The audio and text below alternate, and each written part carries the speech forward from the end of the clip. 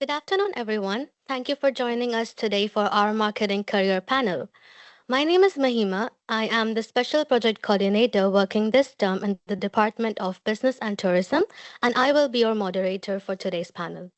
Today's panel speakers are Rishabh Arora, Holly Crawford, Suzanne Kassouf, and Kathryn Parsons. So let me get started with the questions. Please briefly describe the organizations you work for and your current position. Rishabh, could you get us started with this one? Hey, so I'm Rishabh, and I work with the company SquareCX. We're trying to help e-commerce and tech companies to grow by optimizing their customer journeys and conversion rates. In the past, I worked with local remodeling firms, like one of the biggest ones in Halifax, and yeah, that's pretty much it. Hi, I'm Holly. I work for an organization called COVE, which is based over in Dartmouth, and we're an innovation hub that helps companies in the marine sector commercialize their technology. We have about 60 companies that have residents at COVE, so whether that's office space or bay space, and they all range from like large multinational companies to SMEs and startups. I am the marketing and communications associate at COVE, so I handle a lot of our like branding communications and external communications.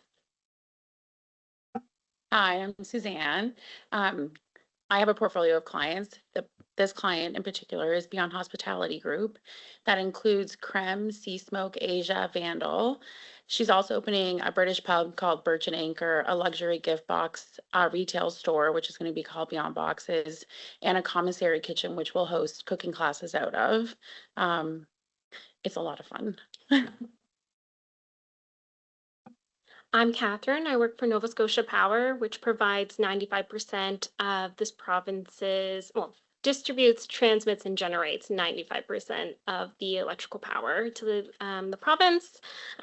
We have residential and business customers as well as industrial. My role is the senior marketing specialist, and we actually sit under customer experience versus communications. And that's because our guiding principle with our marketing initiatives is to focus exclusively on how does that affect the customer and what's their overall experience with our company.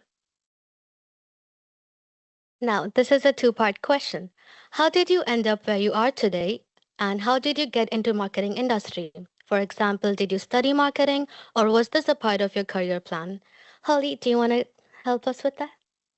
Sure. So when I finished high school, I decided that I was going to study business administration at the New Brunswick Community College, and I majored in marketing there. And I really liked branding. I really liked marketing, but I was so bad at math. It was not my strong suit. But I wanted to continue my education, and I heard about the Mount. There was a recruiter that came to NBCC, and she informed me about the co-op programs, and I thought, sounds really great and a great way to get started in a career while I'm still in school. I can really build up a resume that way.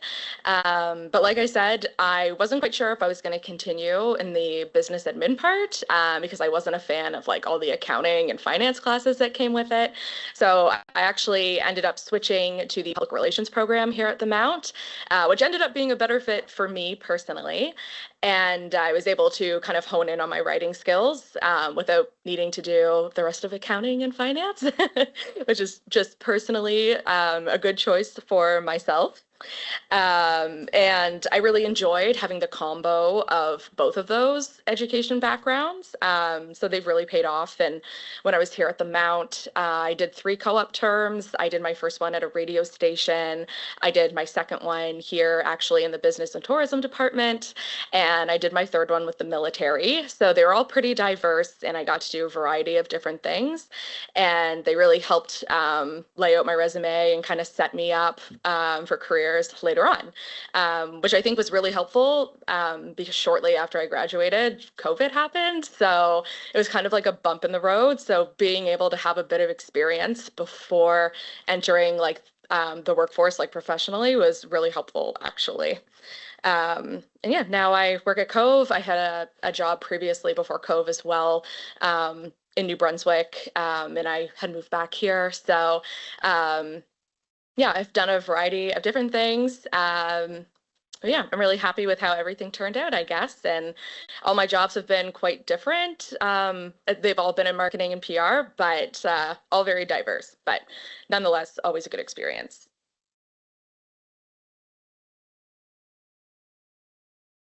Hi.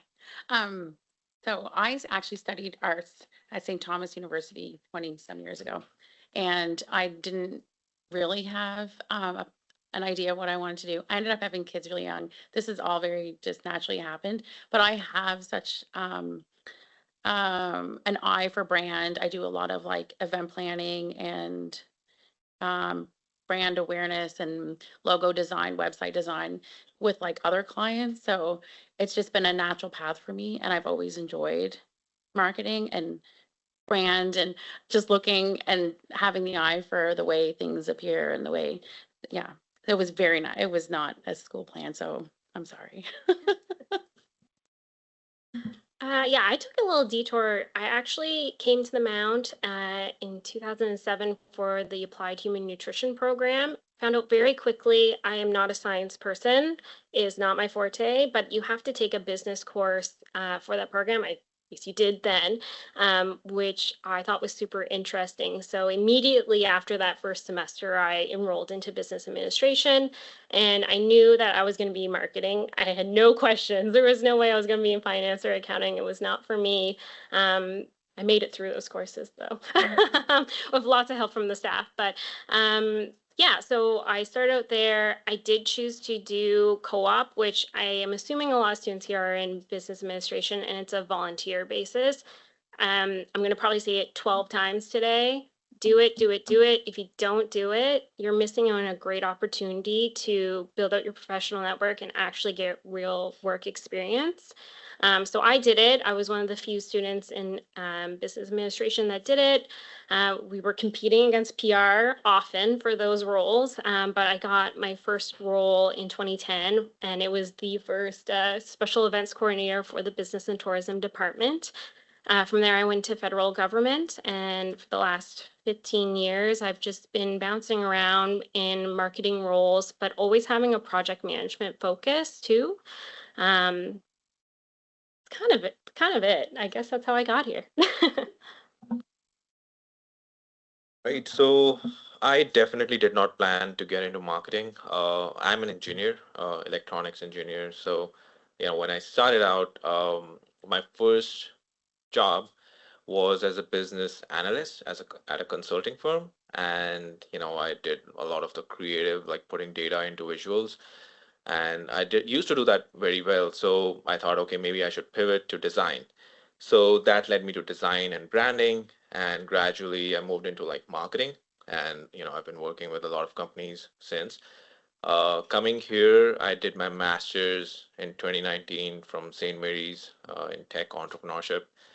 Completed that and, did 2 years of marketing for a local firm. Uh, yeah, I think it wasn't a part of the plan, but I loved marketing, and that's why I stick here because there's like so much to learn and so much to experiment with. Like that's just my very curious nature, trying to manifest into my career. So that's how I. Moving on, how has artificial intelligence already changed the way marketing is done?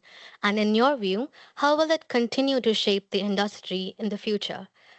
Suzanne, do you want to elaborate on this? Sure.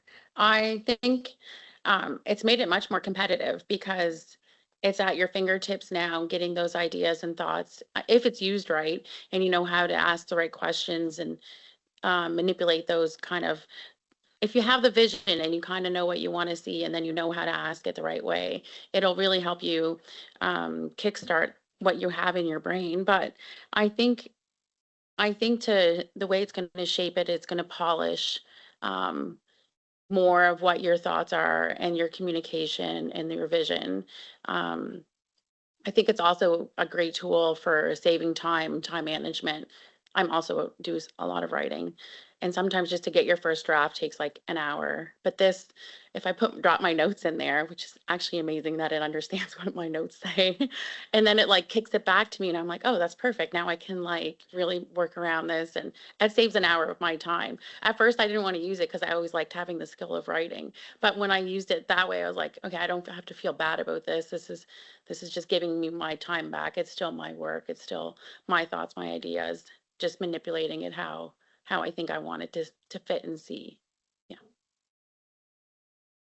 Yeah, AI is a hot topic. I don't think I've gone to a conference in the last 5 years where it's not a key topic for conversation. I can speak on my experience with it. It does help streamline your day-to-day in some ways. It gives you that gut check if you don't want to get someone to proofread something.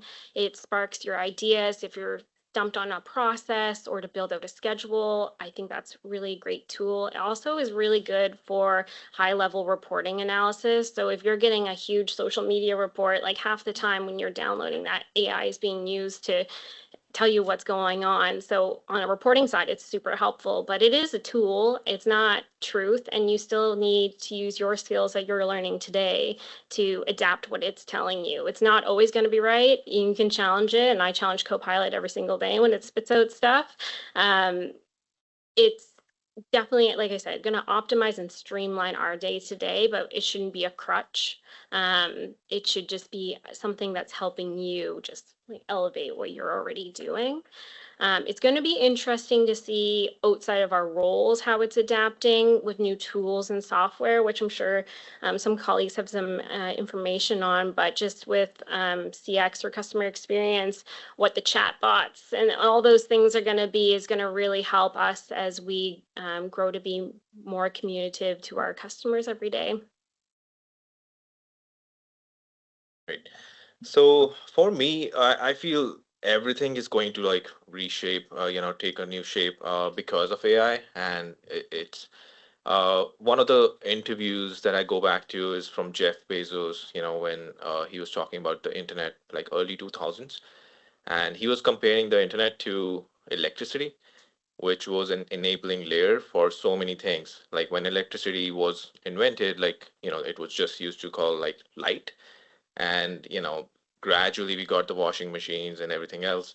But it's in a similar way, AI is also going to be an enabling layer for manufacturing, for marketing for sure, and so many different things like, we cannot even imagine right now. So it's definitely changing a lot of work. And in terms of marketing, yes, it speeds us up right now, but it makes us slower the day we stop to use the new tools that are coming out. So you have to be very curious about what's coming out, what's come out, what's come out over the last 1 week, how you can experiment with it, and hopefully, you're doing that. So yeah, that's my view. So I can agree with basically everything that everyone else has said so far. I do find AI really helpful for myself, whether it's to do with like data analysis or creating content. But just to like echo, I guess like what Kathryn said, like challenge it for sure, because things that I put into like Chat GPT or whether it's Copilot, whatever it is, can come out kind of wonky still. Like it's definitely not a perfect platform.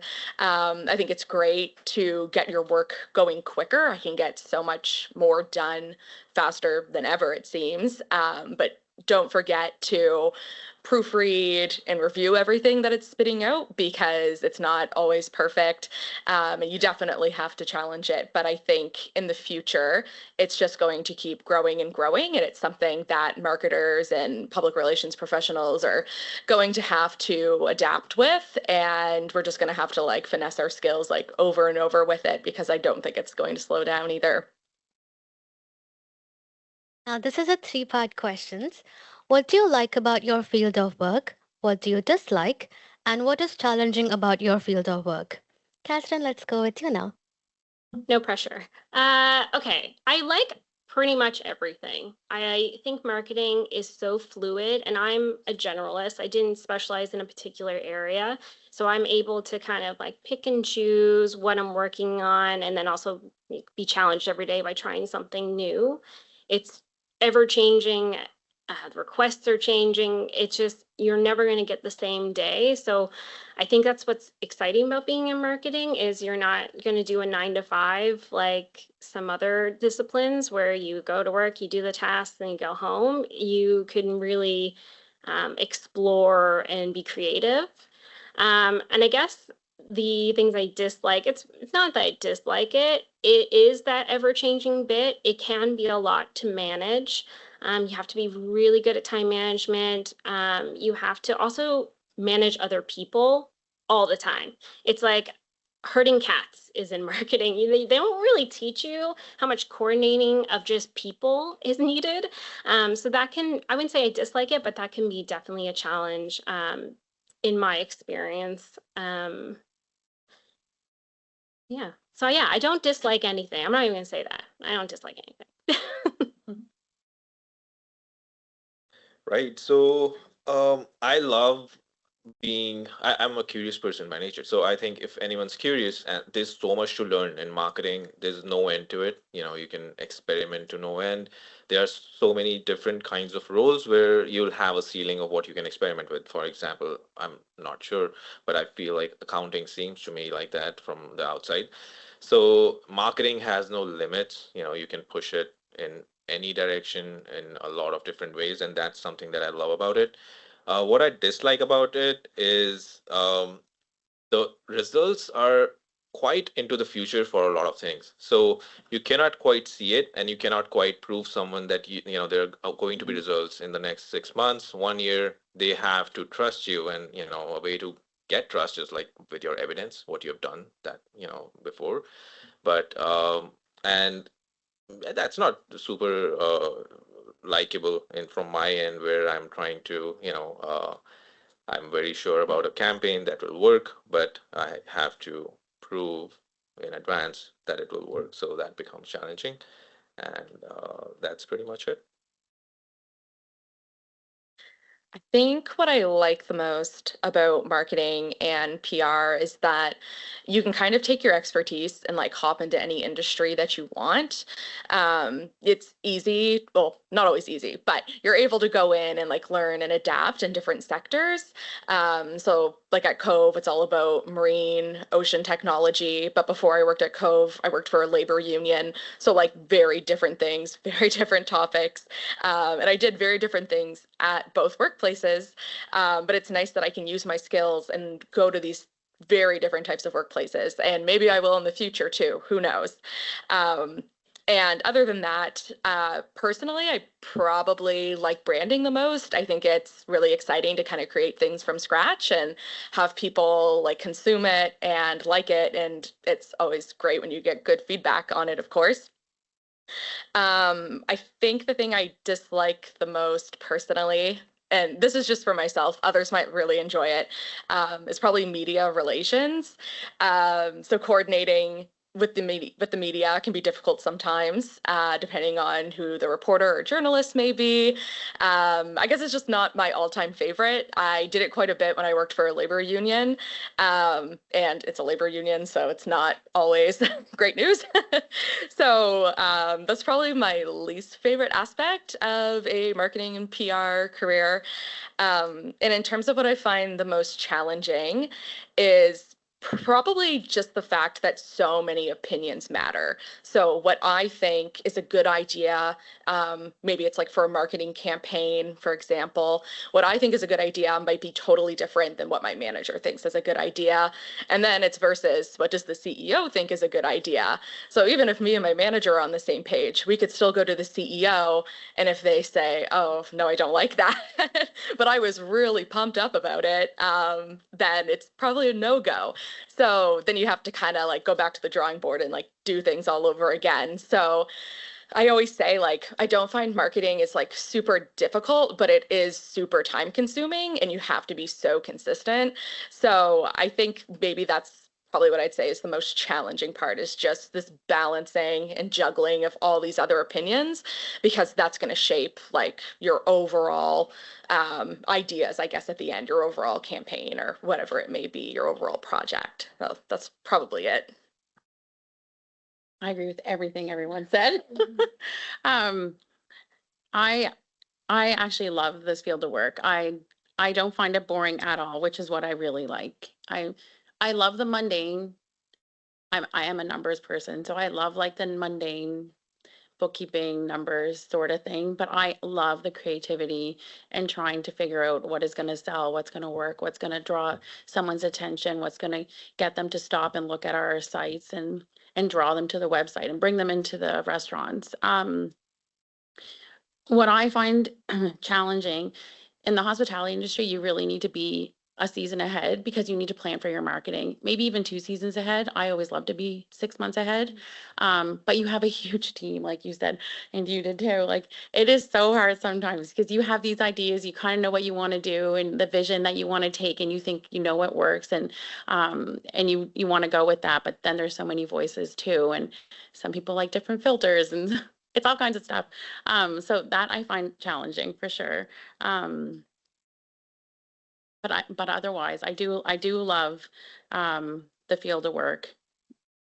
I just have made some notes. Oh, and then the time is what I always find is the most hard. Yeah. Yeah. Okay. If you had to restart your career, would you do anything differently? Holly, do you want to answer this first? As cheesy as it sounds, I probably wouldn't. I know it sounds like super cliche, but I do think the experiences I've had have led me to where I am now. And I really like working at the place that I do currently. I think the industry is very interesting. I suppose it's kind of niche as well. But yeah, I don't think I don't think there'd be anything I would do differently if I restarted.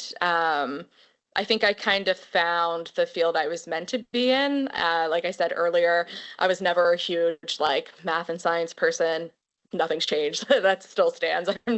I think I'm where I'm supposed to be, honestly. So yeah, I don't think there's anything major that I would do differently. I think my experience has been pretty good. I wouldn't change anything either. I just don't know if you'd have the same of who you are, because everything that you do like adds a level of creates who you are. And I don't think I would, although I mean I wish I did study something different in school because obviously I have different interests, but just the past, sometimes you can't plan, you can't see the future. And I'm grateful for the way it's gone because I do love what I'm doing now, and it gives me the flexibility and a great lifestyle. So yeah, I wouldn't have changed it either. Yeah. You guys are gonna get bored. I also probably wouldn't change anything. I've had a lot of different jobs, and some of them more challenging than others. And I think that those lessons and those mistakes were made for me to be where I am today and have all, I would say, more successes than failures. And they're not even failures. So everything that has happened to this point in my career since I started 15 years ago has been great. And honestly, I'm very fortunate. I've never not had a job. I've got to move around on my choices. I've got to make my own roles within organizations and grow with them. So every move, every tiny move I did on this chessboard, I'm pretty proud of. I might be the only one who would have changed something, I guess. So yeah, I mean, overall, with the path I took, I wouldn't change much. But I believe, from what I've learned, and there are certain things that when you're in school, when you're graduating, like right now, close to graduation, there's certain advantages that you have right now, which wouldn't be later. So, for example, like I'd follow the same path with more intensity. I would have experimented a lot more if I could go back in time, and I would take bigger shots. What happens something in startup world, like especially with founders who are 20, in their 20s, like Steve Jobs or Mark Zuckerberg are the popular ones, but even the non-popular ones, uh, you are a bit delusional and you can take more risks. Something that happens over time, like you start to take less risks. And I think what if I had a chance to go back, I would take more chances, bold, more bold, and more with more intensity. What I did at my during my career. So yeah, that's pretty much it. Otherwise, the path obviously I wouldn't change.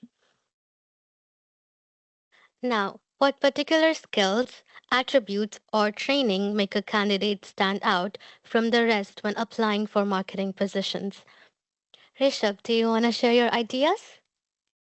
Sure. So, um, w- one of the things that is very critical, especially in this time, is evidence of work. I believe, like with so many, I, you're probably aware of the job market, and everything that's going on, even with AI, how it's enabling and also requiring people to change, how they work, learn new skills, all of that.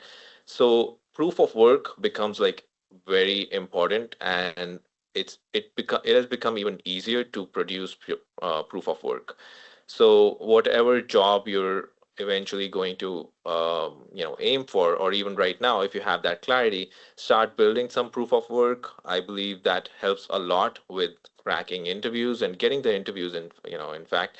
And because your work will stand as a that you know what you're doing, you know what you're talking about, so it's not just on a resume, it's not just theoretical, but it's something that you've put into practice. So that's something I would definitely recommend.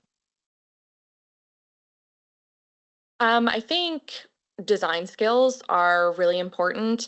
I was actually just at the Social East conference in Halifax I think it was 2 weeks ago now, and a lot of the speakers there were talking about how your images and your videos are kind of what catches everyone's attention first, and that's sort of what reels everybody in. So I think if you are really great with Adobe, Canva, video production, I think those are super useful.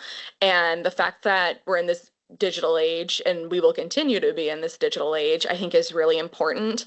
AI is great, super handy, but authenticity is also really important too. So if it's something you're able to put together yourself, um, that's a fantastic skill. And I think that really stands out for employers, like on resumes and whatnot. Um, yeah, I think that would be, I think that would be one of my main points, actually. Yeah, I think it's important in terms of how like social media is growing, even just website design, like everything you do to attract people's attention starts somewhere. So if you're able to perfect your skills on video production, photo editing, that sort of thing, I think that's great. And it all takes time and it all takes practice too. I wish I was better with like Adobe Suite. It was part of like my schooling, but if workplaces don't have it, you kind of like fall away with it. So I wish I could brag and say that that was like a really good skill of mine. So if it is a good skill of yours, I think it's great to like continue practicing that and put that to the test all the time. I would say time management is a huge one. Again, because you want to be 6 to 3 months ahead.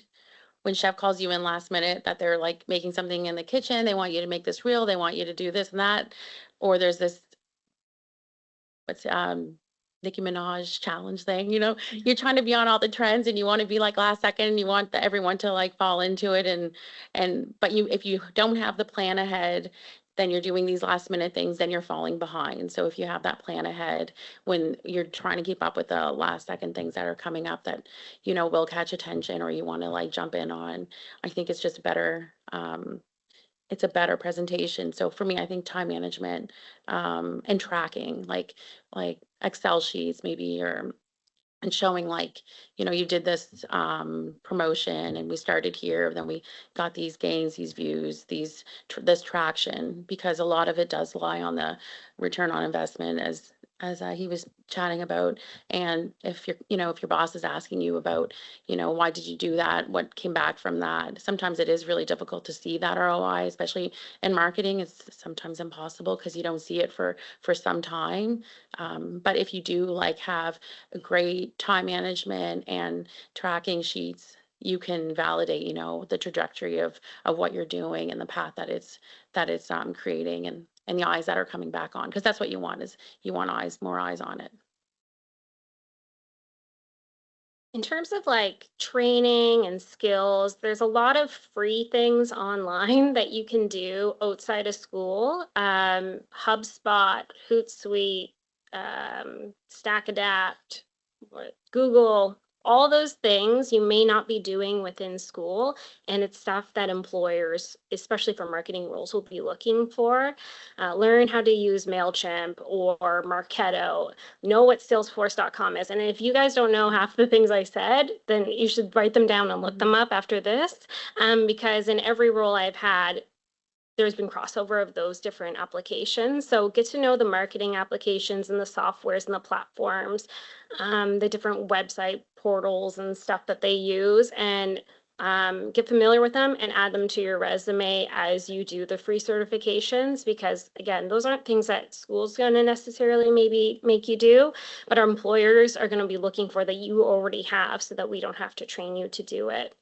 And then on a tactical side, it's not really like a skill that you should be bringing or training. It's like format and proof your resumes, and take time for your cover letters, and take time for the roles you're applying for. We can tell when people are blitzing out their resumes and applications, and those who actually take the time to say, I want this role because.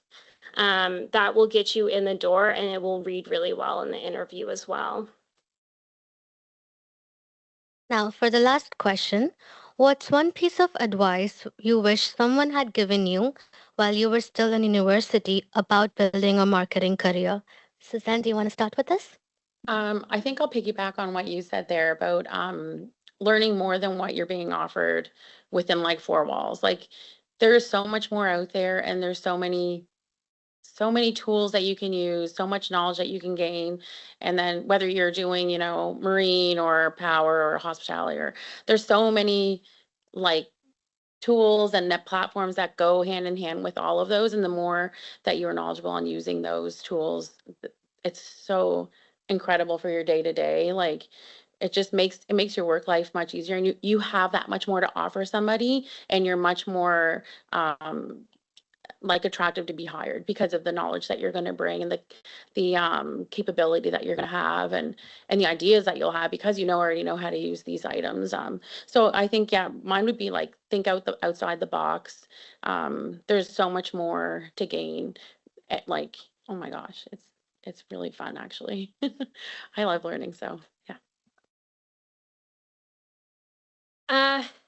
The first thing I would say is give yourself grace. I feel like when you're in school, you have a lot of pressure on yourself, especially in a professional degree. You are, showing up to school thinking about, what is my career going to look like? You're stressing yourself out more than you need to be, and have fun with it. I think one thing that I did based on the school was getting a mentor as well. So if you don't have a mentor, I know there's a program here you can sign up for to be match made. Like, find someone outside of the school that can kind of give you some advice, and then connect you with other people.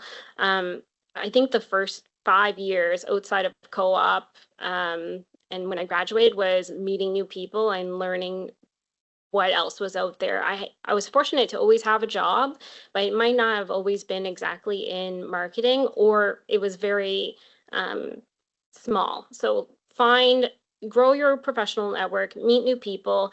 I think we're kind of moving away. It's still important to network, like going to conferences and stuff, but I think the one-on-one, meeting someone over LinkedIn for coffee, or a friend of a friend, or someone referred you, would be a good resource for me. I think that would be a really good step before you enter to the workforce. But yeah, give yourself some grace. It's stressful enough that you're in school. You don't need to be stressing about when you're going to get paid or anything like that. You'll find a job, and you might have some challenging ones along the way, but you'll make your career what you want it to be. One thing that I feel would have been helpful in retrospect is start your own project. Start at something with your friends, perhaps, and start to uh, do something towards an objective. It could be maybe something as small as an Etsy store, or could be some product or some merch you want to sell. I believe like very strongly that you will learn marketing by experimenting, by actually implementing what you're learning, and all of the tools that you will need to learn are better, absorbed when you're implementing them, rather than learning about them. So I feel like that's a hack, and that will, if you're able to do that, that will immediately put you like in the top 5 to 10% of marketers, like because you went through the hard work of experimenting with so many things. Could be blogs, podcasts, YouTube, whatever it is. So I think that would be a helpful advice, when I started out. I think everyone gave really good advice. I would back up all of those. So I think something I can add is to always work hard and do your best. Like Kathryn said, don't be too hard on yourself as well. It's so easy to beat yourself up, right? But also like don't settle either. Like if something doesn't seem right to you, you can pass on it because other opportunities are always going to pop up. If some of you are co-op students right now, I remember being in that boat and it was a really competitive time. You're going up against so many other students and you're feeling emotions of success or maybe even disappointment if something didn't go the way you were hoping. So when it comes to those situations, in terms of like building a resume and everything, just always remind yourself, like, you don't have to settle. You don't have to get the first thing that pops up, the first offer that comes to the table. Kind of focus on the skills that you have, the attitude you have, and what you can bring to a workplace. If you do an interview with somebody and you think, I don't really know if I would like it there, whether that would be in terms of what you're doing at the job, or maybe it's the personality of somebody who interviewed you, just remind yourself that you don't always have to settle either. Even if you feel desperate, like opportunity is always on the horizon, I think, especially in marketing and PR, because you can go anywhere, really. Like you can join so many different industries. So as important as it is to work hard, do your best, I know everyone likes to say like, oh, like be a yes person, like say yes to every single thing under the sun. I kind of disagree. I think you don't always have to. Like you don't have to just settle for things. So I think I'll leave it there. Now it's time for questions. Anybody, if you have any questions, raise your hand. We'll give you the mic. Even online.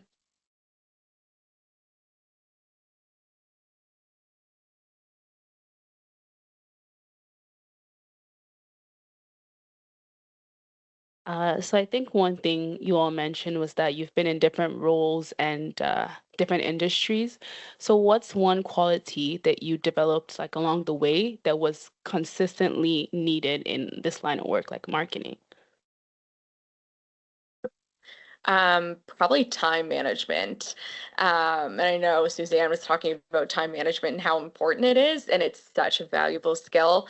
And I think it's true because you're always going to have a plate full of stuff in like any marketing career that you're doing. So the better time management skills you have, the better off you'll be just in general. I think like there's so much to do all the time and the days pass quickly. So I think time management is like one consistent thing that will like follow you throughout. I think for me, it's like execution. Um,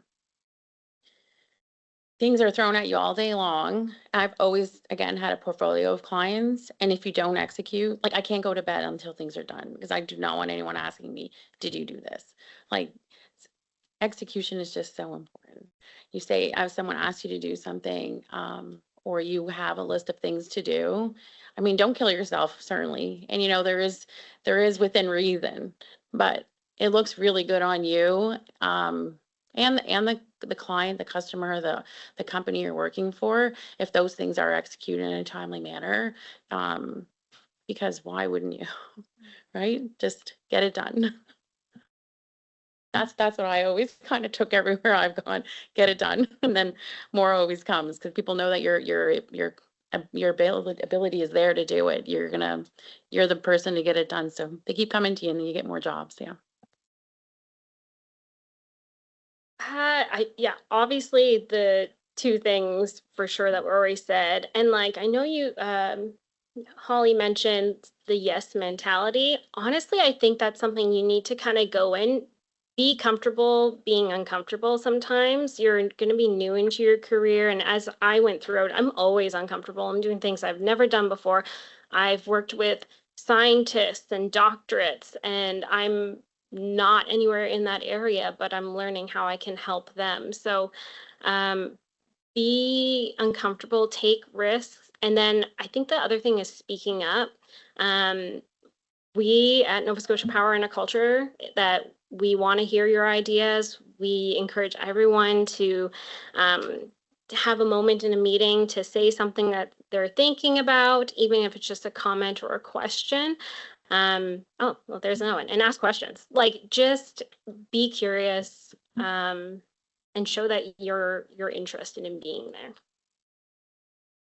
Yeah, to add to all of those points, I think time management and executing, and also being very conscious of what you're what environment you're in, and trying to adapt to that, and keep continuous learning is very important. And that's the uncomfortable zone that you have to push yourself into, right? So new technology, especially right now, it becomes quite almost a requirement that you carve out some time to study about what's out there, what's happened in the last 1 week, what's new, what new AI tech, and how you can use it even for anything. That's why a project comes in handy if you're working on something.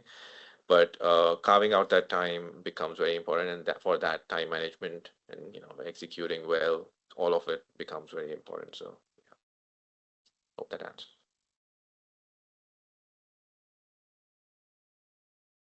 Does anybody else have a question?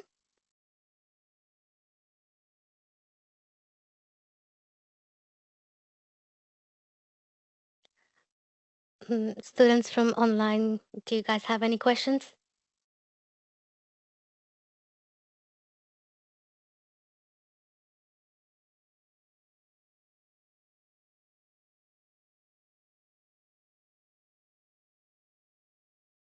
Everyone's clear, I guess.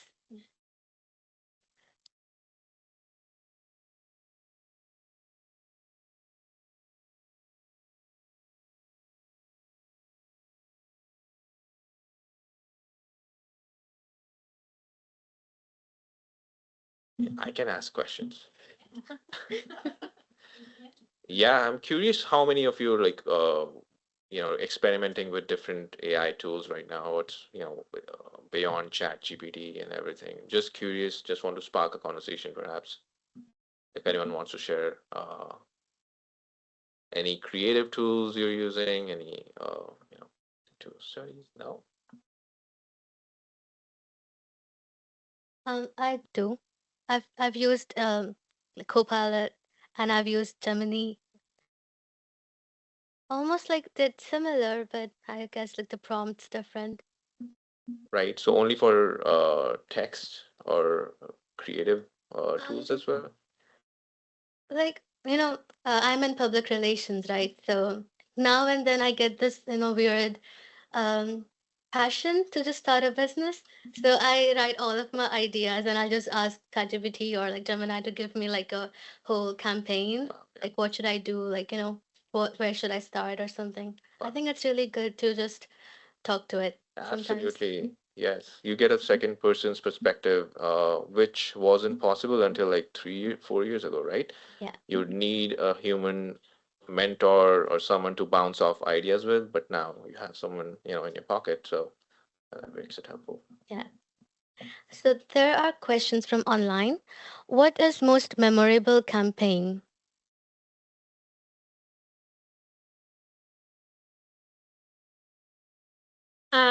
I can talk about a recent one that actually won an award for Nova Scotia Power, which is our storm response campaign.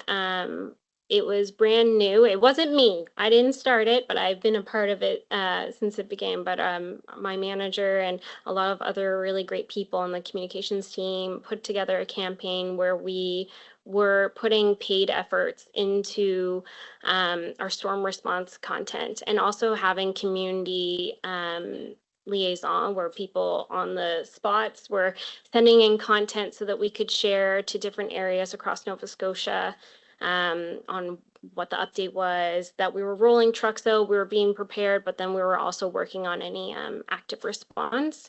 It was a really, really great campaign, and it's something that we hope to continue on. Yeah. I think it goes back to one thing I wanted to bring up was in marketing or in PR, you're always kind of battling to get things done. And this is, you do a campaign once, when you do it the second time, always go back to that first one and why it was so important and what you could do to make it better. I think building that up is really important. And if you're starting something new and you don't have that background, there's always going to be customer insights or something to help you back it up. But you could also say, like, look at this similar campaign that we've done and how great that was. This will do the same thing, but for your business goals. Yeah. There's one more question. When working as a marketer, how important is personal branding when it comes to landing roles and getting things done?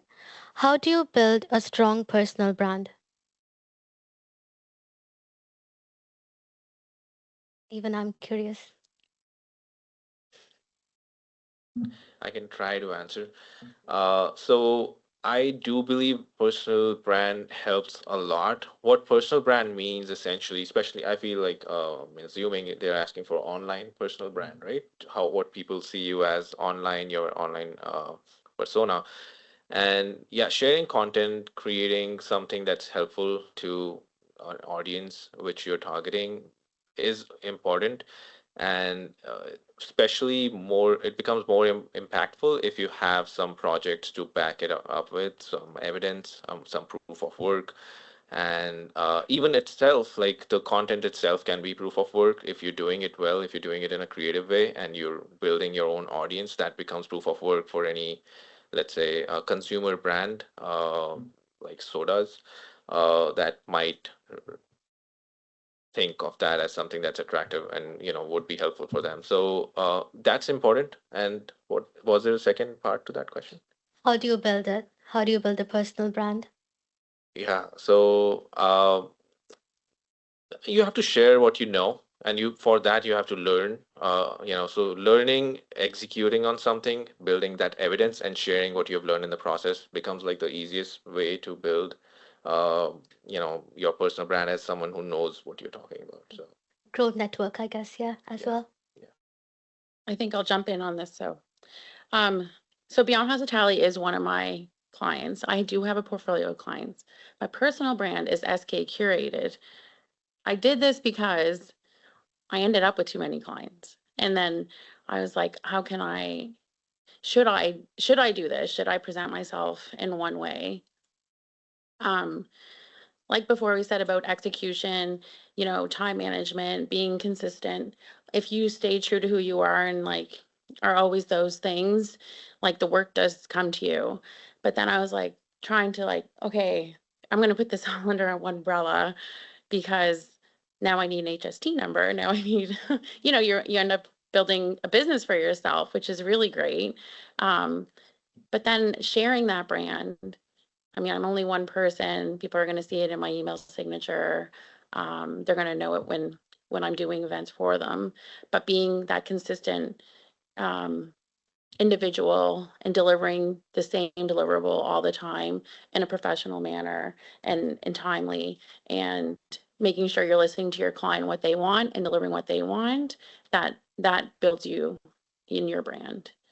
So as long as you're always staying true to yourself, I think, and being consistent. Yeah, the last thing I will add to that is that you should build out what's going to motivate you in your career and make that a part of your brand, and it will help you get work that you want. So when I graduated, I said, here are the 3 things that are important to me. One was this province. So every role I've ever had to have some sort of positive impact to this province, whether it was growing the economical development, whether it was building new jobs, or, providing reliable power to everyone. So I think that is something to think about, what will motivate you, especially because marketing and PR is so diverse. You can work for so many different companies. What's going to drive you to show up every day?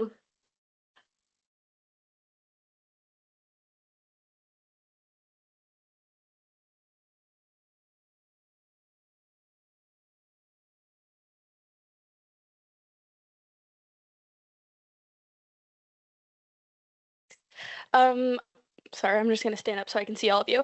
I have kind of 2 questions.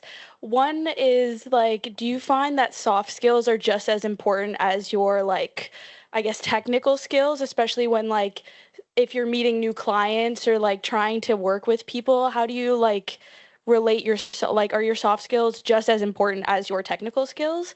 And then also, how do you overcome when things kind of backfire? Like, let's say something doesn't pan out, or who you're working with like drops out, or if you're doing an event and you have like a sponsor and then it kind of falls through, like what's your best advice for when things just don't go your way, I guess?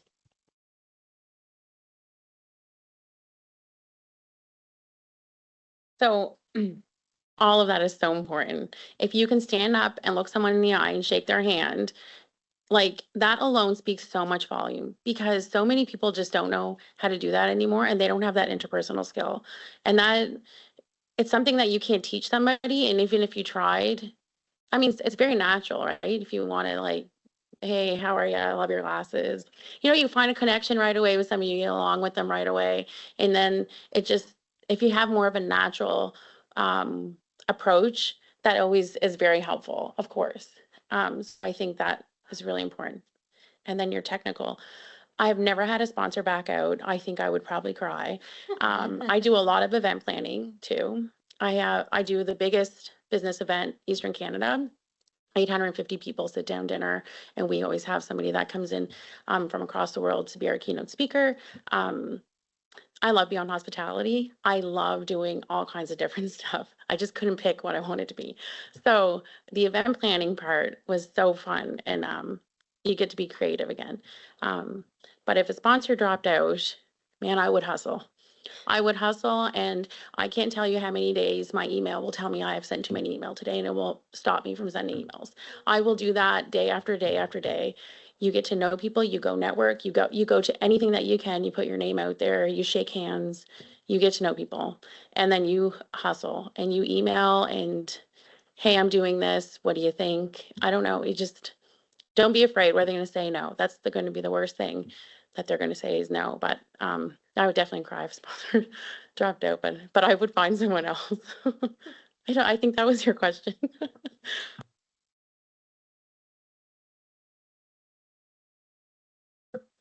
I think I back you up on all of that for sure.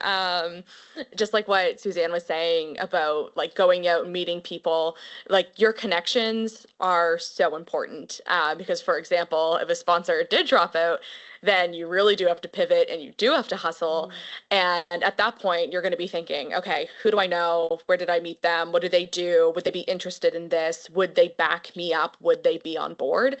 So you end up having you hustle, like you have to go and you would have to find that replacement. And somebody, if you have people that work above you, they're expecting you to do it as well. So the connections that you make out in the real world definitely matter.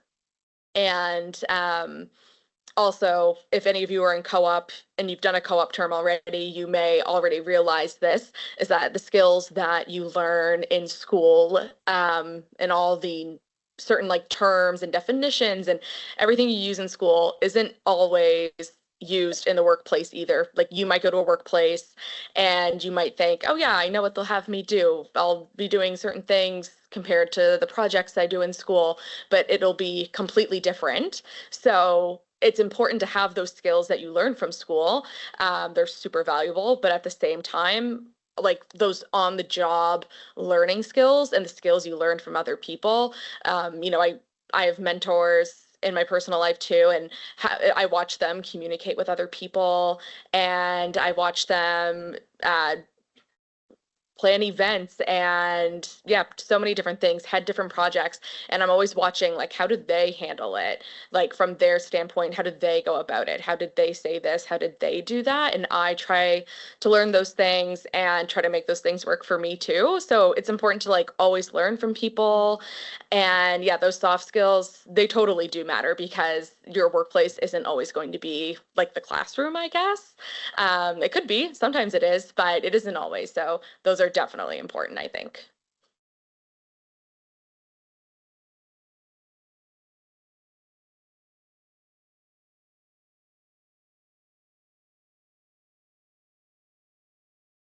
Hi, my name is Dipesh. I'm currently student of MSVU, PV and Accounting.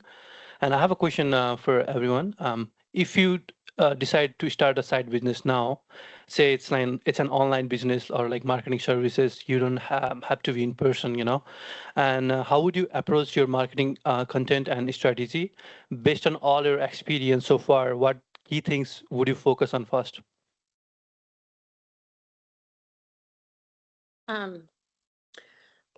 Being flexible to what the client might need might be helpful.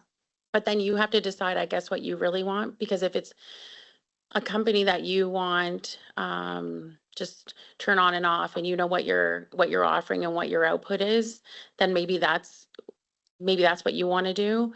But if you are more flexible, then you're going to gain different clients, which gives you more business.